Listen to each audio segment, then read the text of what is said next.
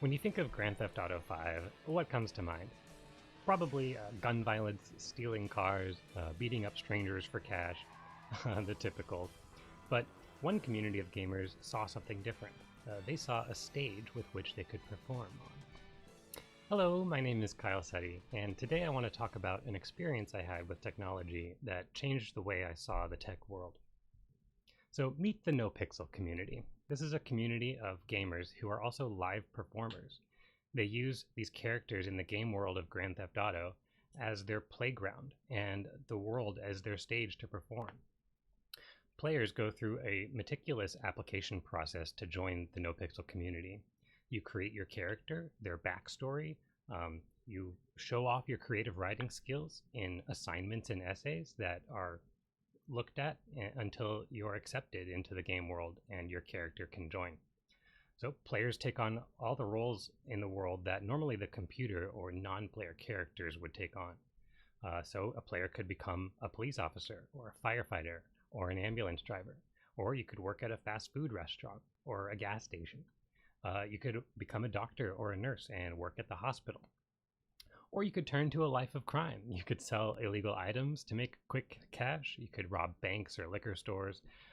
You could even participate in bank heists or join a gang. Yeah, real gangs have formed in this game by players themselves who had differing values and different ideas of what they wanted to do.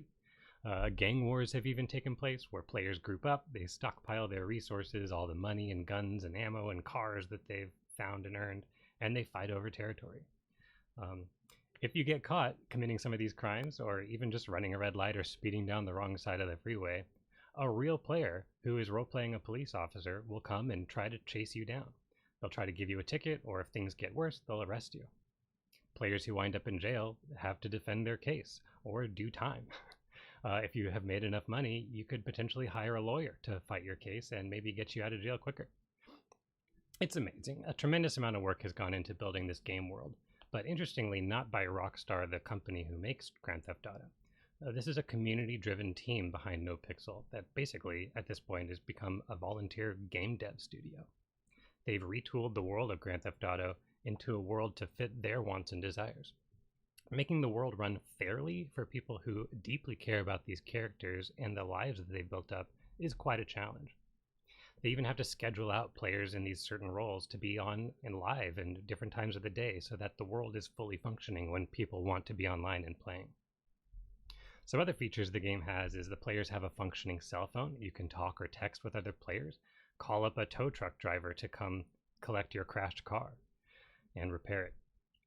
You have an actual home or an apartment you have to afford rent for on a monthly basis, or you could get evicted.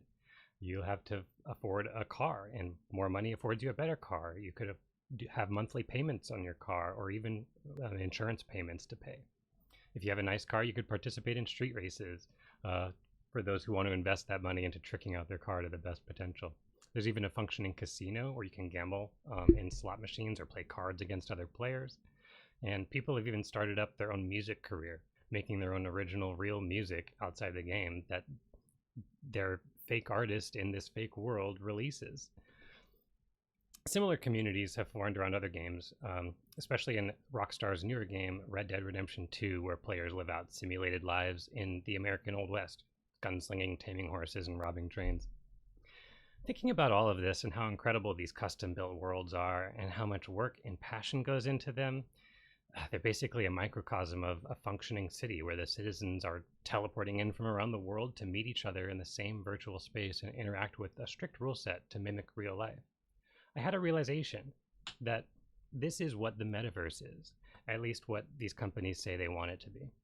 Logging into your virtual avatar with not your real name and not your real body, meeting with other real fake people working real fake jobs in this virtual space to earn virtual currency, but they say that it will have real world value, but will it? The scary thought is that I can see this catching on. The ideal here is very tempting. So tempting I can see how it can take precedence over other parts of your life to where you would care about this virtual world even more than your own. It's a dangerous road to go down.